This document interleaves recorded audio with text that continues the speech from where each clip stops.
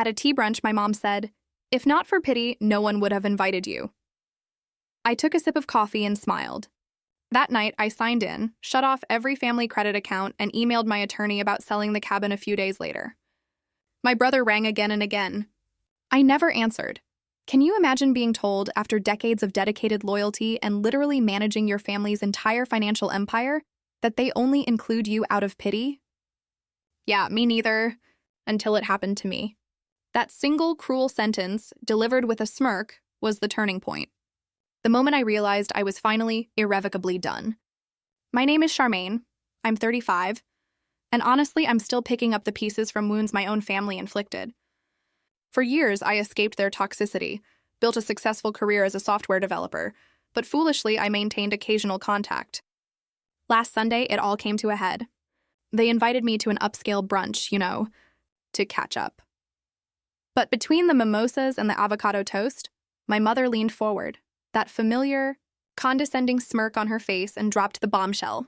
"You know, Charmaine," she purred, "you are lucky we even include you." Pity goes a long way. I just sipped my coffee and smiled. That night, I logged into the systems I'd built for them, disabled every single family credit account, and immediately emailed my lawyer about selling the cabin. Growing up in Fairfield, Connecticut, our sprawling colonial home with its manicured lawn and heated pool looked like a picture of privilege from the outside. But inside, it was a fortress of emotional coldness, a place where expectations suffocated you. My childhood bedroom, painted a pale, lifeless blue at my mother Elaine's insistence, despite me begging for green, became my sanctuary. My prison, but my sanctuary. I was a straight-A student, I joined honor societies, I captained the debate team. My achievements, though? They just collected dust. Meanwhile, my brother Nathan received lavish praise for his mediocre baseball performance and average grades. I remember my high school graduation, where I delivered the valedictorian speech, and my father Richard was checking his BlackBerry. Later, my mother complained my dress looked department store. "We expect excellence from you, Charmaine," my father would say dismissively whenever I showed him a perfect report card. "Nathan needs more encouragement. He's not naturally gifted like you." It was this backhanded compliment, this toxic justification, that became their excuse for emotional neglect. Our family wealth came from Richard Wilson Enterprises, a commercial real estate development company my father built in the 80s. By the time I was 10, he owned shopping centers across 3 states. My mother, a former beauty queen, dedicated herself to climbing social ladders. She served on charity boards, not out of compassion, but for connections. She hosted dinner parties where I was briefly showcased like an exotic pet before being sent upstairs. Then there was the family cabin in Vermont, nestled on Lake Champlain, 6 bedrooms, a private dock. It was our public image of wholesome togetherness, appearing on Christmas cards and in family legends. The reality? Weekends there meant my father working remotely, my mother planning social events on the phone, Nathan glued to video games, and me reading alone on the dock, desperate for some peace. One Thanksgiving, when I was 12, I overheard my mother telling her sister on the phone, "Of course, Charmaine is smart, but she lacks social graces. Nathan has that natural charm people gravitate toward." After that, I couldn't bring myself to enter a room without announcing myself first. When I got a full scholarship to MIT for computer science, my parents seemed almost disappointed. "We could have paid," my father said, as if my achievement diminished their importance. Nathan, on the other hand, went to Boston College with mediocre grades, and our parents paid for everything: tuition, an off-campus apartment, you name it. During college, I developed financial acumen alongside my programming skills. I created a stock prediction algorithm that caught the attention of investment firms. By graduation, I'd turned my scholarship living stipend into a modest investment portfolio. Ironically, this financial insight led to my complex entanglement with family money. After Nathan lost $40,000 in a single weekend trading penny stocks without doing any research, my father casually asked me to keep an eye on things. That vague request snowballed into me becoming the unofficial family financial advisor by my late 20s. I established trusts, managed investment accounts, optimized their tax strategies, and digitized their entire financial infrastructure. I automated bill payments for their properties, created secure access systems for all their accounts, and built redundancies that only I fully understood. All this while building my own career at a financial software firm, where I eventually became a senior developer. My own apartment in Cambridge remained deliberately modest, despite my growing personal wealth. A two-bedroom condo, industrial-style furnishings, walls lined with books. That became my true home. My friends like Sophia and Jordan, who knew the real me, would gather there for wine nights and honest conversations. In this chosen family, I finally found the genuine connections my biological family never provided. Yet, I maintained contact with my parents and brother, out of some stubborn, foolish hope that eventually they would see me. Really see me. Each birthday dinner, holiday gathering, family event, they all reopened wounds that never fully healed. I kept returning, managing their money, offering expertise they simultaneously relied on and dismissed. Charmaine has her little computer job, my mother would tell her friends at charity galas. We're so proud she found something that suits her analytical mind. She'd pat my hand, delivering these diminishing comments, making any objection seem like I was being oversensitive. My father maintained his emotional distance through work obsession. His rare direct communications came through texts, asking for financial guidance or tech help. Nathan, meanwhile, was following the path cleared for him, joining our father in business despite his complete lack of aptitude. His vice president of development title was just a fancy name. Junior employees handled all his actual responsibilities. The irony never escaped me. I was treated as insignificant, yet I controlled the digital infrastructure of their entire financial lives. Every password, every account access point, every automatic payment flowed through systems I created and maintained. They required my expertise while pretending it was trivial. This contradiction created an unsustainable tension that had been building for years before that fateful brunch. The invitation came via text on a Wednesday afternoon while I was debugging code at work. Family brunch Sunday at Maison Bleu, 11 a.m. Your presence expected. No please, no question mark. My mother always communicated in imperatives when it came to family appearances. What she didn't know was that I had recently discovered some concerning transactions. While performing routine maintenance on their accounts, Nathan had withdrawn increasing amounts from his trust fund. Nearly $80,000 had vanished in 2 months. The transactions? All from ATMs near Mohegan Sun Casino. I quietly investigated and found he'd opened secret credit cards with astronomical balances. His gambling addiction explained his recent jittery behavior and constant requests for temporary loans from our parents, who remained completely oblivious, attributing his cash needs to his recent divorce settlement. This discovery put me in an impossible position. Revealing his addiction would ignite absolute chaos. But concealing it? That made me complicit. On top of that, my parents had decided to renovate the Vermont cabin without consulting me, despite my partial ownership, inherited directly from my grandmother. Their plans eliminated the library, the one space she had specifically designated for me in her will. These tensions simmered beneath the surface as I reluctantly agreed to brunch. Saturday night, I prepared meticulously. I picked a charcoal gray sheath dress, conservative, but expensive enough to withstand my mother's scrutiny. I rehearsed neutral conversation topics. I set mental boundaries about what personal information I would share. Sunday morning, the spring sunshine felt completely at odds with my internal storm. I drove my modest Audi to Maison Bleu, an overpriced French bistro my mother chose for its visibility among her social circle. The restaurant occupied prime real estate in Boston's Back Bay, with expansive windows designed for patrons to see and be seen. I arrived precisely on time to find them already seated. My father looked distinguished, as always, in his tailored navy suit. My mother wore her signature pearls with an ivory linen dress, her blonde highlights freshly done. Nathan, though? He looked haggard despite his expensive clothes, shadows under his eyes, a slight tremor in his hands as he constantly checked his phone. "Charmaine, darling, 15 minutes early is on time," my mother announced as I sat down. I was exactly on time. That passive-aggressive greeting set the tone. The waiter approached. "Welcome to Maison Bleu. May I start you with beverages? Mimosas for the table?" My father declared without consulting anyone. "Charmaine will have coffee, black. She avoids alcohol because of her migraines." This was a lie. I avoided alcohol around them because I needed my full faculties to navigate their toxic dynamics. "Actually," I corrected quietly, "I'll have a sparkling water with lemon and coffee." My mother sighed dramatically. Always the difficult one around us. Other families engaged in genuine conversation. A father at the next table listened intently to his teenage daughter. An elderly couple held hands. These glimpses of authentic connection only highlighted the performative nature of our gathering. The waiter returned, taking our breakfast orders. My mother criticized my avocado toast choice as predictable, while praising Nathan for selecting steak and eggs, despite his obvious hangover. "How's the programming job?" my father asked, glancing at his watch. "Software development," I gently corrected. "My team just launched a new financial security platform that's been acquired by 3 major banks." "How nice," my mother interrupted. "Nathan just closed the Westfield development deal. $40 million. Nathan shifted uncomfortably. I knew from my access to the company accounts that the Westfield deal had fallen through weeks ago. Another lie maintained for appearances. "Congratulations," I offered neutrally, watching him avoid eye contact.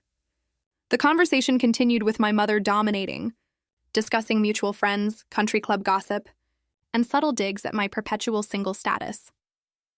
"Jennifer Wilson just got engaged. Her 3rd marriage, and here you are still waiting for your 1st. Though with your particular personality, perhaps independence suits you better." I noticed a young server watching our table with concerned eyes. She'd probably seen it all before. When she refilled my water, she offered a small, sympathetic smile. "We expect you at the cabin renovation reveal party next month," my mother announced suddenly. "We've invited everyone who matters." "I wasn't aware renovations had been approved," I replied carefully. "As a partial owner, I should have been consulted," my father waved dismissively. "Legal technicality? Your grandmother was sentimental. The renovations are necessary for modernization." "The library was specifically designated for me in her will," I pointed out. "That musty room with all those books nobody reads? It's becoming a media room. Nathan needs space for entertaining clients," my mother declared. "Besides, you hardly visit anyway." My chest tightened, but I maintained composure. "I visit monthly to maintain the property and accounts." "Speaking of accounts," Nathan interjected nervously, "I might need some adjustments to my access levels for business purposes." He wanted higher withdrawal limits to fund his gambling. Before I could respond, our food arrived, temporarily pausing the conversation. I noticed my mother exchanged glances with my father, some unspoken communication passing between them. "Charmaine," my mother began after the server departed, her voice taking on that syrupy quality that always preceded her most cutting remarks. "We've been discussing your role in family matters." My father cleared his throat. "Your expertise has been valuable, but Nathan is taking a more active interest in the financial aspects of the business." Translation: They wanted to reduce my visibility into accounts to hide Nathan's problems. "I see," I replied, cutting my avocado toast into precise triangles. "That would require significant transitions. The systems are complex." "You always complicate things," my mother sighed. "Nathan has a financial advisor from Goldman Sachs now. Much more professional arrangement." I knew this was a lie. No professional would approve Nathan's current financial behavior. The brunch continued with mounting tension, leading inexorably toward the moment that would finally break my long-suffering patience. The pivotal moment arrived as our plates were cleared. A family with young children was seated nearby, their genuine affection for each other painfully apparent. The father helped his daughter cut her pancakes, while the mother listened intently to their son's animated story. My mother noticed my observation. "Some people are naturally suited for family life," she remarked pointedly. "It requires a certain warmth and flexibility." I sipped my now lukewarm coffee, saying nothing. "We're meeting with the interior designer for the cabin renovations on Tuesday," my father announced, checking emails on his phone. "The contractor estimates completion by July." "I would prefer if my designated space remained intact," I said quietly, but firmly. "Grandmother Elise specifically wanted me to have that library." Nathan snorted. "You and those books. We need space people will actually use." "I use it," I countered. "I work remotely from there when maintaining the family accounts." "About those accounts," my mother interjected, "we feel it would be best if you transferred everything to Nathan's new financial team. It's inappropriate for you to have such access to family matters when you are so removed from our daily lives." The insinuation was clear. After years of managing their financial affairs without compensation or appreciation, I was being pushed aside because I might discover Nathan's gambling problem or object to their renovation plans. "Is my involvement in family finances causing problems?" I asked directly. My father finally looked up from his phone. "We simply think clearer boundaries would benefit everyone. Your technical skills were useful during the digital transition, but professional management makes more sense now. Professional management through Nathan's connection? I asked. My brother shifted uncomfortably. My guy is top tier. Harvard Business School. A blatant lie. I maintained my composure, though internally my thoughts raced. They wanted to remove my access because I knew too much, not because they had better options. Well, I said carefully, transferring the systems would require significant documentation. The security protocols are intricate. You always make everything so complicated, my mother sighed dramatically. This is exactly why family gatherings are so tense. Your constant need to assert control. I don't need to assert control, I replied. I designed the systems you all rely on. Transitioning requires proper procedures. My mother placed her napkin on the table, and then she delivered the line that would change everything. Leaning forward, that smirk playing at her lips, she said it. You know, Charmaine, you are lucky we even include you in family matters at all. Pity goes a long way. Most people would have given up trying to integrate someone so difficult. The restaurant seemed to fall silent around us, though objectively the ambient noise continued. My father scrolled on his phone, tacitly approving her statement through his silence. Nathan gave an uncomfortable laugh, glancing around as if concerned someone might have overheard. In that moment, memories cascaded through my mind. My 8th birthday, when they forgot to invite my friends. My high school graduation, when my achievements were minimized. College move-in day, when they dropped me off early to attend Nathan's baseball game. Year after year of subtle and overt messages that I was an obligation, not a beloved family member. Externally, I remained calm. I slowly placed my coffee cup on its saucer, feeling the cool ceramic against my fingertips. I straightened my napkin precisely on my lap. When I finally looked up, I smiled. Thank you for your honesty, Mother, I said, my voice steady despite the earthquake happening within me. She seemed momentarily disoriented by my calm response. She had expected tears or anger or defensive arguments. My composed acknowledgement left her without a follow-up script. Well, she finally managed, I am simply being truthful. Family harmony requires accepting one's place. Indeed it does, I agreed, maintaining eye contact until she looked away first. The remainder of brunch proceeded with tense small talk. My father discussed stock market trends, oblivious to the irony that his knowledge came from reports I had prepared. Nathan checked his phone repeatedly, likely monitoring sports betting odds. My mother commented on the attire of other patrons, finding flaws in everyone. I observed them as if from a great distance. The subtle family dynamics were so clear now. My father using work to avoid emotional engagement. My mother weaponizing social expectations to maintain control. Nathan enabled and coddled until he became entitled and irresponsible.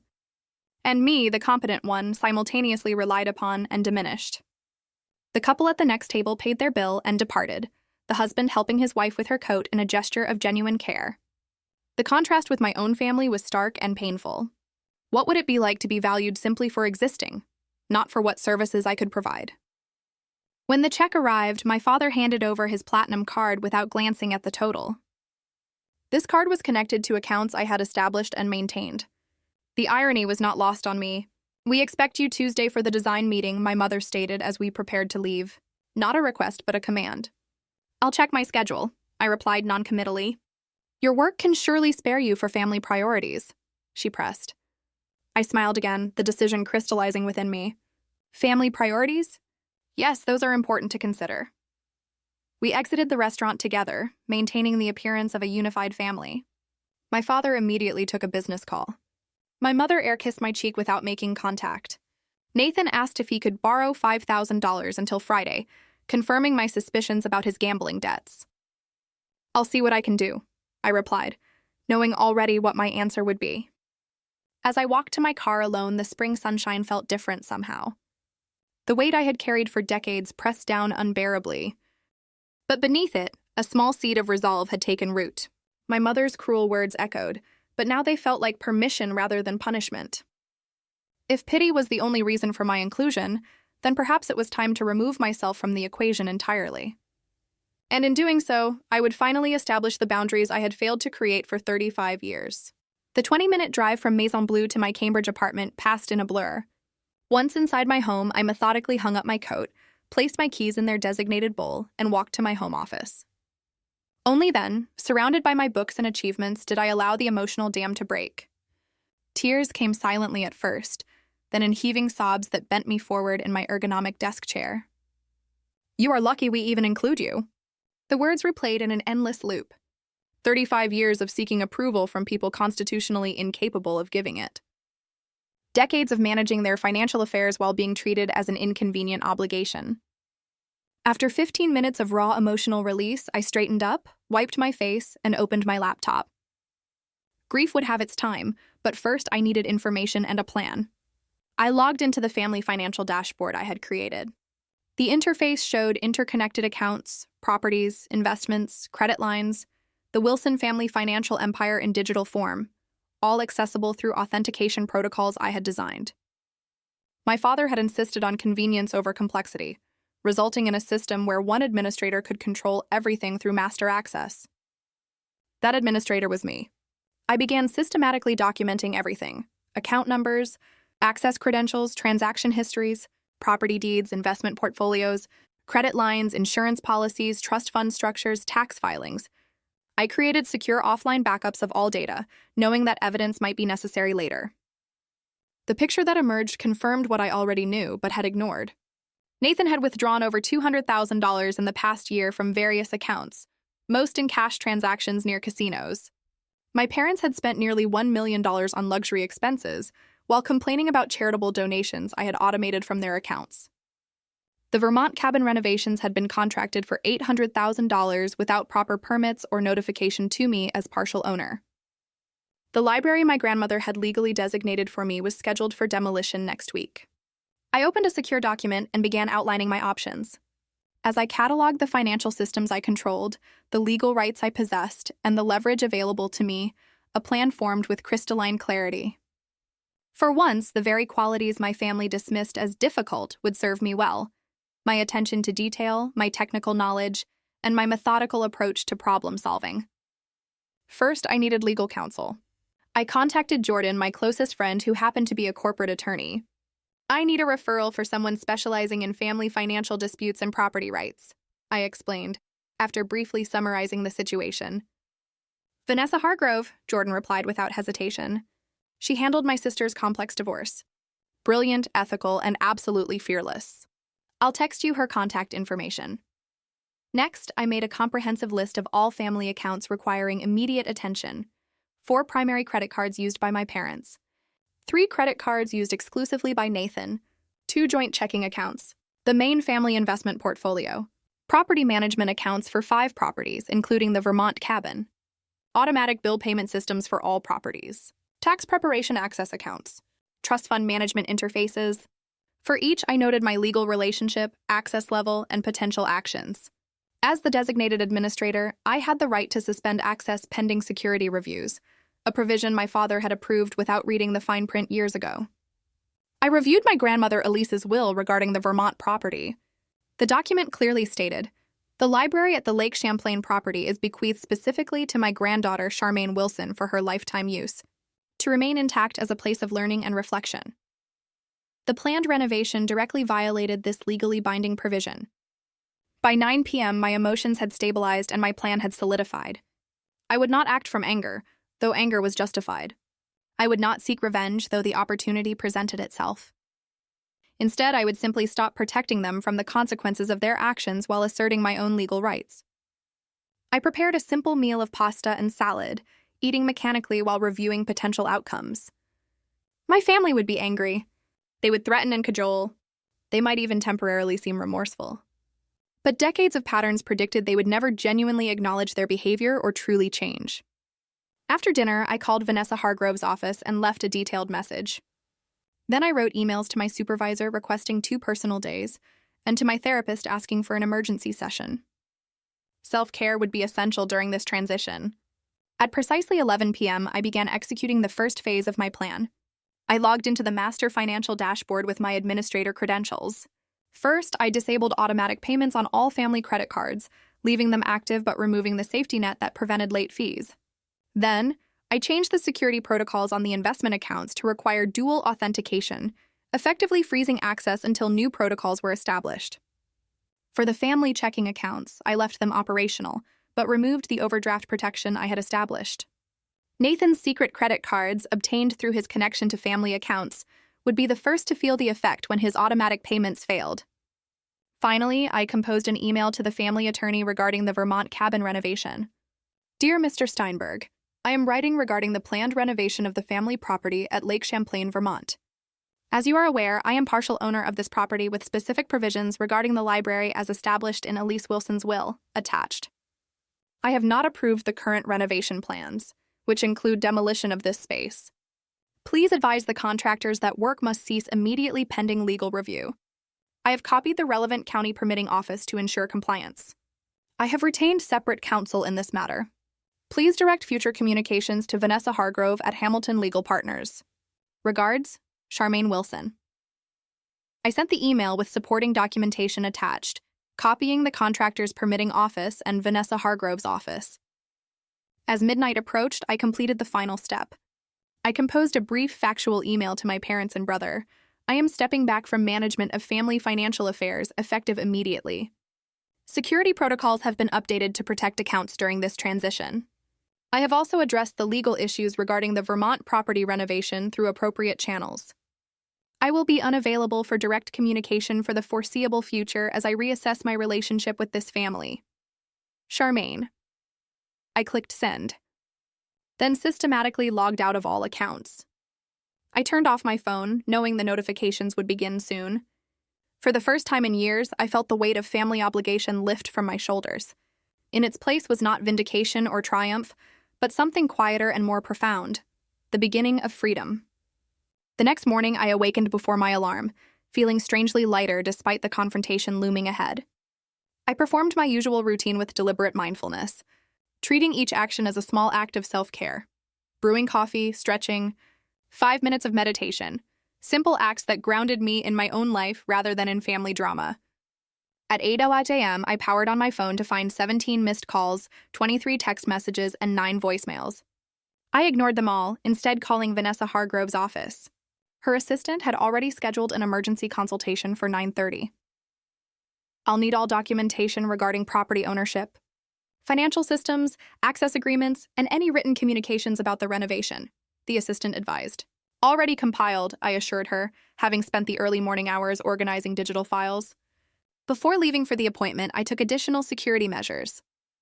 I changed all my personal passwords, removed family members from my emergency contacts, and activated enhanced security on my personal accounts. I also withdrew $4,000 in cash from my personal savings, knowing that financial warfare might escalate quickly. Vanessa Hargrove's office occupied the 14th floor of a sleek downtown building. The attorney herself projected composed confidence.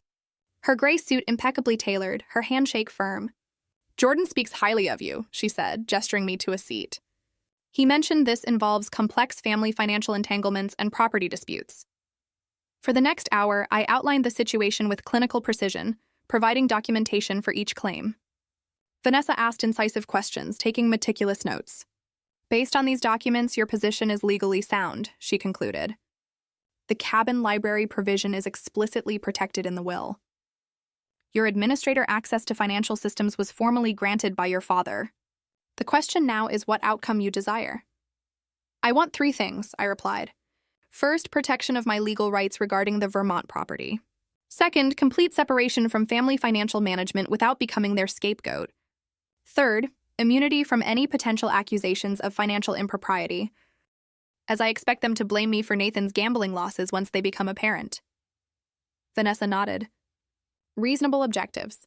I recommend immediate legal notices regarding the property renovation, formal documentation of your resignation as financial administrator with a comprehensive accounting of the current state of affairs, and preemptive documentation regarding Nathan's unauthorized withdrawals to protect you from false accusations."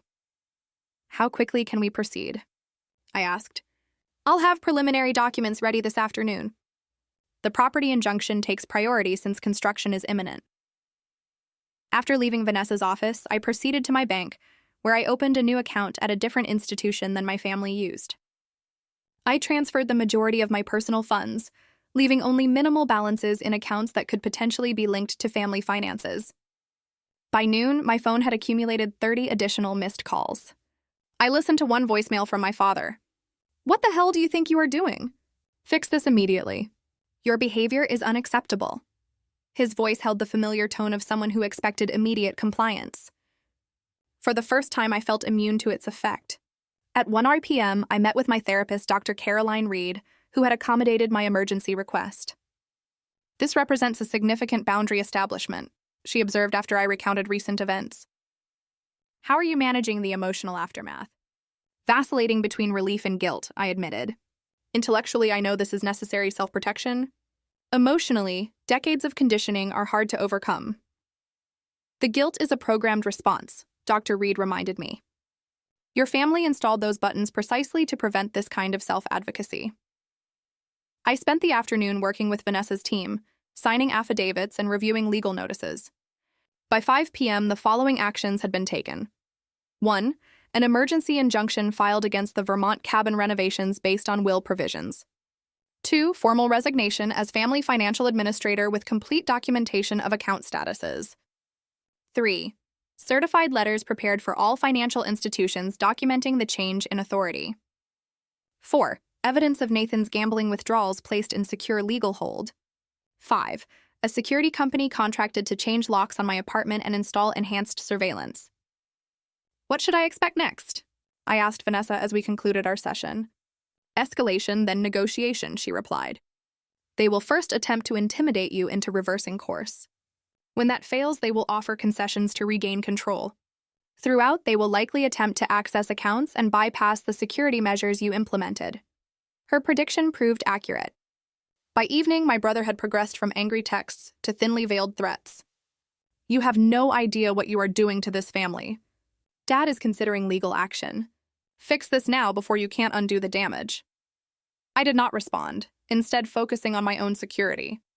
I contacted my workplace security team, advising them not to allow family members access to the building. I informed my apartment building management about potential unwanted visitors.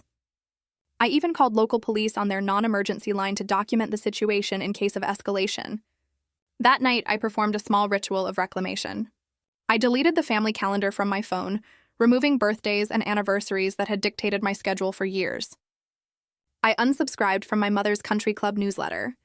I removed family photos from my living room, replacing them with art I had always wanted to display but had hidden away to avoid their criticism. Each small act reinforced my resolve. This was not merely financial disentanglement, but emotional emancipation. The systems of obligation and diminishment that had defined my family relationships were being dismantled methodically, just as I had once built their financial infrastructure. The next morning brought the first serious consequence. Nathan called from a new number I had not blocked. The credit card company declined my payment, he said without preamble when I answered. I need $30,000 by tomorrow or there will be serious problems. What kind of problems? I asked calmly. Casino markers, he admitted after a pause. Look, I know you're upset about what Mom said, but this is serious. These are not people you mess with. Your gambling debts are not my responsibility, I replied. But you're the one who disabled the payment systems, he shouted. You did this on purpose. I resigned as administrator after being told my involvement was no longer wanted, I responded evenly.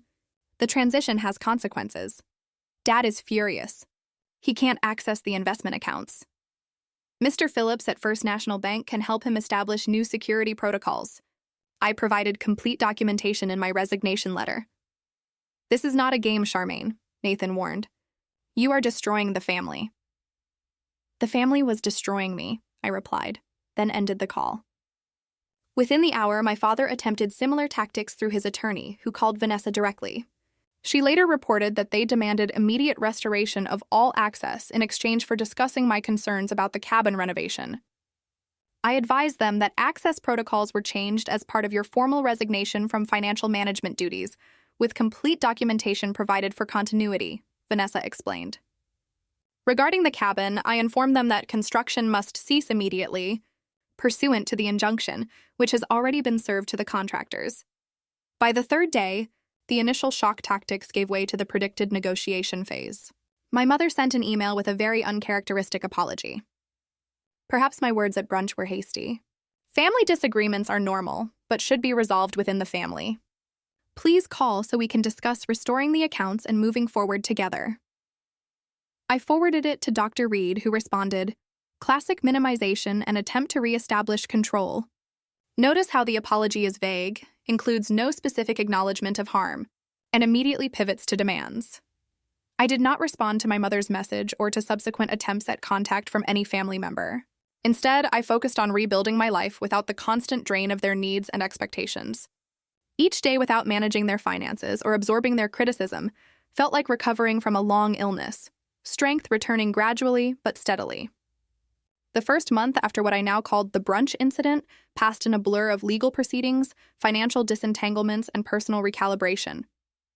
My family cycled through predictable stages: anger, threats, bargaining, and finally, strategic reconciliation attempts. Nathan was hit hardest by the immediate consequences. Without access to family funds, his gambling debts came due with no safety net.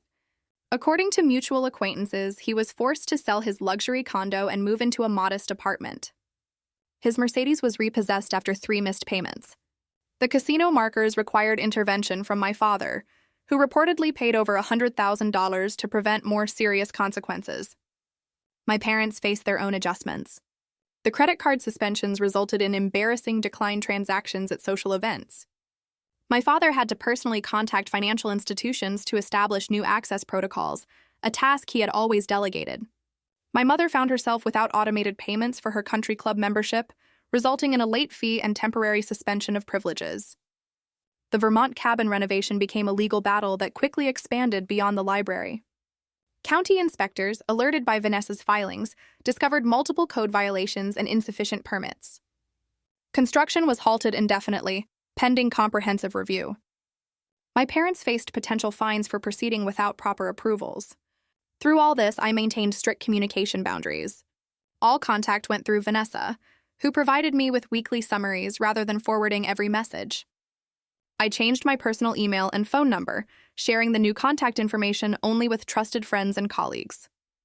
My professional life flourished in the absence of family demands. Freed from constant interruptions for tech support and financial management, I completed a major project ahead of schedule, earning recognition from senior management. I accepted a speaking opportunity at a financial technology conference, something I had previously declined due to family obligations that inevitably arose whenever I had important commitments. Sophia and Jordan formed a protective circle around me, vetting invitations and providing sanctuary when memories became overwhelming. Other friends I had neglected while prioritizing family needs reconnected, surprised and pleased by my newfound availability. "You seem different, Charmaine," my friend Alexis commented during a dinner 6 weeks after the brunch. "More present somehow." "I'm learning to exist without constant vigilance," I explained. "Without anticipating criticism or demands." Around the 2-month mark, my brother escalated his attempts to reach me. He appeared at my workplace, but security had been briefed and denied him entry. He left handwritten notes at my old apartment, which the property manager forwarded to me. The messages grew increasingly desperate as his financial situation deteriorated. "Please help me. I know I have a problem. I need your expertise to fix this mess," one note read.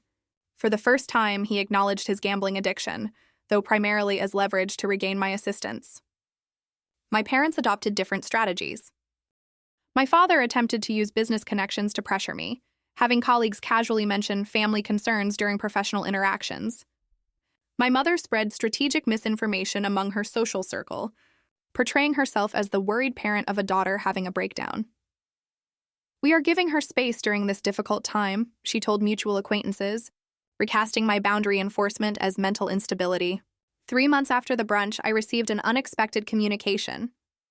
The Vermont town clerk contacted me directly about the cabin property. "We have received inquiries about selling the property," she explained. "As a registered owner, your signature would be required. I wanted to confirm you were aware of these discussions." This was the first I had heard of selling the cabin. Apparently, facing renovation complications and unable to use the property as planned, my parents were attempting to liquidate the asset without involving me directly. Vanessa immediately filed additional legal notices protecting my ownership interest. "They cannot sell without your consent," she assured me. "This appears to be a pressure tactic." Indeed, the following day brought the first direct communication from my father in months. "The cabin situation has become untenable due to your obstruction. We have interested buyers prepared to offer $7 million. Your share would be substantial. Contact me to discuss terms if you want to be included in this opportunity. The implicit threat was clear. Cooperate or be excluded somehow. Vanessa advised that no legal mechanism existed for them to sell without my consent, making this an empty threat designed to prompt engagement on their terms. I did not respond. 4 months after the brunch confrontation, financial reality forced more significant changes in my family's circumstances. Nathan, now attending Gamblers Anonymous according to mutual friends, took a legitimate job at an insurance company, far below his previous VP executive position. My father, facing investment losses without my management, downsized his company operations and sold one of their vacation properties in Florida. My mother resigned from 2 charity boards, citing family priorities, but actually unable to maintain the expected donation levels. Throughout this period, I continued my own healing journey. Weekly therapy sessions helped me recognize and counter the ingrained beliefs about my worth and role. I established a regular meditation practice. I took a pottery class I had always been interested in but had dismissed as impractical. I dated casually for the first time in years, no longer worried about family interrogations about potential partners. 5 months into this new reality, my mother attempted a different approach. She appeared unannounced at a charity event I attended, calculating correctly that I would not create a scene in public. "You look thin," she said, intercepting me near the restrooms. She had lost weight, and her designer outfit seemed last season rather than her usual cutting-edge style. "Thank you," I replied neutrally. "I need to return to my table." "This separation has gone on long enough," she continued as if I had not spoken. "Your father and I are prepared to forget recent unpleasantness. Nathan is doing better. The family needs to reunite." "I am not available for that discussion," I stated calmly. "We are still your family," she insisted, a familiar edge entering her voice. "You cannot simply erase 35 years of history." "I am not erasing history," I replied. "I am honoring it by finally responding appropriately to it." I walked away before she could respond, rejoining my friends at our table. Later, I learned she had left the event immediately after our encounter. The 6th month brought an unexpected development. Nathan contacted Vanessa directly, requesting a mediated meeting without our parents involved. After consultation with Dr. Reed, I cautiously agreed to a short meeting at Vanessa's office with specific parameters established in advance. Nathan arrived looking substantially different than the polished executive image he had previously maintained. His designer clothes were replaced by department store business casual. The expensive watch was gone. Most notably, the entitled confidence had vanished from his demeanor. "Thank you for seeing me," he began once we were seated in Vanessa's conference room. "I know you have no reason to trust anything I say. Why did you request this meeting?" I asked directly. He placed a 6-month sobriety chip on the table. Gamblers Anonymous. Not my first attempt at the program, but the first one that's sticking. "Congratulations," I said sincerely. "Hitting bottom was necessary," he continued. "When you stopped enabling the family, everything collapsed quickly. Dad had to face that his company was overleveraged. Mom had to confront that her social standing was built on financial quicksand. And I had to admit I was an addict, not just having bad luck. Why tell me this?" "Because you were right," he said simply, "about everything. And none of us would have changed without what you did." He added, "I'm not asking for money or help or even forgiveness. I just thought you deserved to know that your actions forced growth, at least for me." We spoke for 30 minutes. He detailed his recovery program, his new modest job with its regular hours and accountability, his studio apartment where he lived within his actual means for the first time. He did not ask about my life or attempt to extract promises for future contact. As the meeting concluded, he said something that pierced the careful, emotional walls I had constructed. "I always knew you were the strongest one of us. I just never understood that your kind of strength was the one that mattered." I did not commit to future contact, but agreed to consider it if his recovery remained consistent. It was the first family interaction in 6 months that did not leave me feeling diminished or drained. Our parents, however, maintained their position. When they learned of my meeting with Nathan, they attempted to leverage it as an opening for their own demands. My father sent a formal letter outlining a family reunification plan that primarily involved me resuming management of accounts and withdrawing legal objections to their property decisions. My mother left a voicemail presenting a distorted version of events. "Now that tempers have cooled, we can put this unfortunate misunderstanding behind us." I saved these communications as documentation but did not respond. Their inability to acknowledge the true dynamics at play confirmed that my boundaries remained necessary. 6 months after that fateful brunch, I stood at an inflection point between past and future. The legal matters were largely resolved, with formal agreements regarding the cabin property and complete separation of financial affairs. My professional life was thriving. My social connections were deepening. My sense of self was strengthening daily. The path forward remained uncertain, but for the first time, that uncertainty felt like freedom rather than anxiety. I had learned that family connections, when toxic, were not obligations to be endured, but patterns to be broken. The words that had once wounded me so deeply, "You are lucky we even include you," now seemed like the key that had unlocked my prison door. 6 months evolved into a year. Seasons changed. Holidays passed. Life continued its forward momentum. I celebrated my 36th birthday with friends at a beachside restaurant without the traditional awkward family dinner where my preferences were always overlooked. Instead, Sophia arranged my favorite seafood menu. Jordan brought a cake in my actual favorite flavor. And a dozen other genuine connections celebrated not who they expected me to be, but who I actually was. My therapy sessions with Dr. Reed transitioned from crisis management to deeper healing work. We explored the foundations of my self-worth, the lingering effects of family conditioning, and the careful construction of a life guided by personal values rather than external validation. Healing is not linear, Dr. Reed reminded me during a particularly difficult session addressing childhood memories. There will be days when old patterns feel overwhelming, when the guilt resurfaces, when the longing for family approval returns. Those moments do not represent failure. The professional growth that began with freed attention and energy continued to flourish. I received a significant promotion to Director of Financial Security Systems, leading a team developing next-generation protection protocols. The irony that my family had dismissed these very skills while depending on them was not lost on me. Around the 14-month mark after the brunch incident, I encountered my father unexpectedly. A financial technology conference in Boston brought industry leaders together, including his company, which was presenting on commercial real estate innovation. We came face to face in the exhibition hall, both momentarily frozen in surprise. He had aged visibly. The confident bearing remained, but new lines mapped his face, and his formerly perfect silver hair showed signs of neglect. We regarded each other silently until social convention forced acknowledgement. "Charmaine," he said with a nod. "Richard," I replied, using his first name deliberately rather than Dad. "You are presenting tomorrow," he noted, glancing at my speaker badge. "Yes. Panel on Financial Security Infrastructure." An awkward silence stretched between us, decades of unspoken truths creating an unbridgeable chasm in the crowded conference hall. "Your brother is doing better," he finally offered. 1 year sober next month." "I know," I said. "We speak occasionally." This clearly surprised him. Nathan had kept our cautious reconciliation private, maintaining his own boundaries with our parents as part of his recovery. "Your mother would like to hear from you," he said, his tone carrying the familiar expectation of compliance.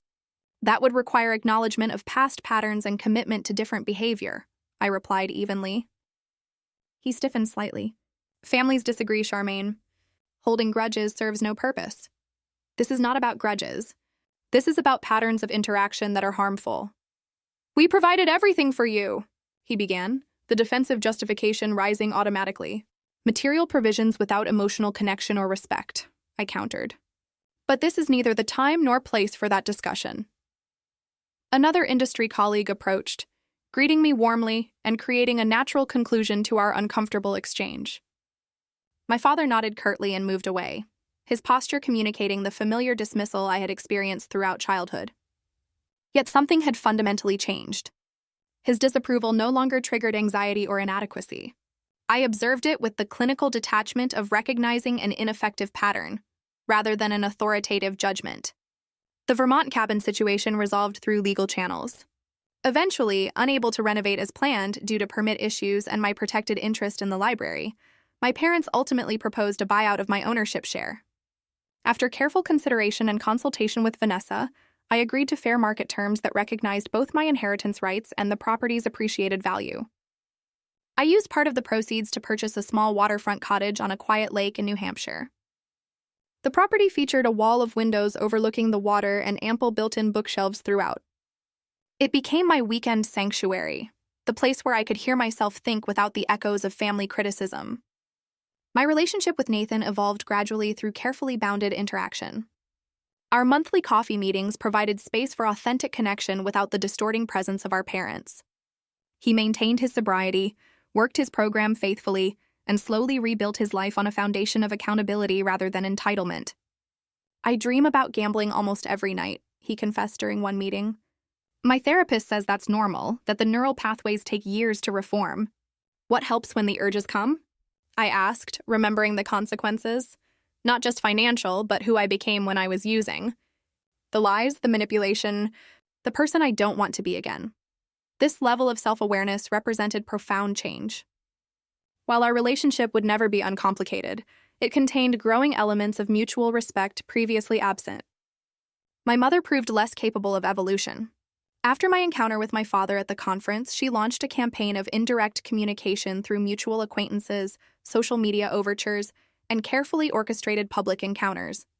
Each attempt carried the same underlying message: return to the established patterns without acknowledgement of their harm. I maintained consistent boundaries, without malice. When we inevitably encountered each other at a mutual friend's wedding, 18 months after the brunch, I remained cordial but distant. She approached during the reception, champagne flute in hand as armor. "You look thin," she observed, the familiar criticism packaged as concern. "Are you eating properly?" "I am well, thank you," I replied, neither accepting nor challenging the implicit judgment. "This arrangement has gone on long enough," she declared, lowering her voice. "People are talking. It reflects poorly on the family." The reference to appearances rather than relationship confirmed nothing fundamental had changed. "I am not estranged," I corrected calmly. "I am establishing healthy interaction patterns." "By cutting off your own mother?" Her voice carried the wounded tone she had perfected over decades. "By requiring mutual respect as a condition of close relationship," I clarified. She shook her head slightly, unable to process a paradigm where her behavior, not my reaction to it, created the current reality. "You always were difficult," she sighed, falling back on the familiar narrative. "No," I said with newfound clarity. "I was always clear about my needs and boundaries." That clarity was labeled difficult because it did not serve others' preferences. Our interaction ended shortly after, with neither resolution nor escalation. Like my encounter with my father, it confirmed that while people can change, not everyone chooses to. Some remain committed to narratives that preserve their position, regardless of the relationship cost. 2 years after the brunch that catalyzed transformation, I sat on the dock at my New Hampshire cottage, watching the sunset paint the lake in gold and crimson. A journal rested in my lap, its pages filled with reflections on the journey from that momentous Sunday to the present. The healing process had been neither linear nor simple. Certain dates still triggered emotional echoes. Holidays carried complicated memories. Dreams sometimes replayed old family dynamics with painful clarity. Yet the overwhelming trajectory pointed toward wholeness rather than fragmentation, growth rather than stagnation. I had learned crucial lessons through this painful but necessary separation. True family is defined by mutual respect and care, not biological connection or obligation. The chosen family I had built around me demonstrated this daily through authentic interaction. Boundaries are not punishments, but essential elements of healthy relationships. By establishing and maintaining clear expectations about treatment, I had created space for genuine connection where possible and protection where necessary. Financial entanglement often masks emotional manipulation. The appearance of generosity through material provision while withholding emotional support creates toxic dependency. True independence requires both material and emotional autonomy. Healing begins with acknowledging reality rather than preserving comfortable illusions. By naming the dynamic accurately, "You are lucky we even include you," I had been able to respond appropriately rather than continuing patterns of diminishment. Most importantly, I had learned that self-worth cannot be externally validated. The approval I had sought for decades could never have fulfilled its promise, because it was conditional on my utility rather than my inherent value. True security came from within, from living authentically aligned with personal values rather than external expectations. As darkness settled over the lake, I closed my journal and watched stars emerge in the clear northern sky. The future remained unwritten. Perhaps continued healing would eventually allow new forms of family relationship based on mutual respect rather than historical patterns. Perhaps some connections would remain necessarily distant for emotional health. Either outcome represented success rather than failure, because both honored authentic needs rather than obligatory roles. The journey from that brunch table to this peaceful evening had been arduous, but necessary. The words that once wounded me now seemed like the catalyst for liberation, the moment when denial could no longer sustain itself against obvious truth. In acknowledging that I was included out of pity, my mother had inadvertently released me from seeking inclusion on such harmful terms. Have you ever had to set boundaries with someone you loved, even when it was incredibly painful? Have you found your own voice after years of being diminished? Tell me what you think, or share your own story in the comments below. I truly want to hear it.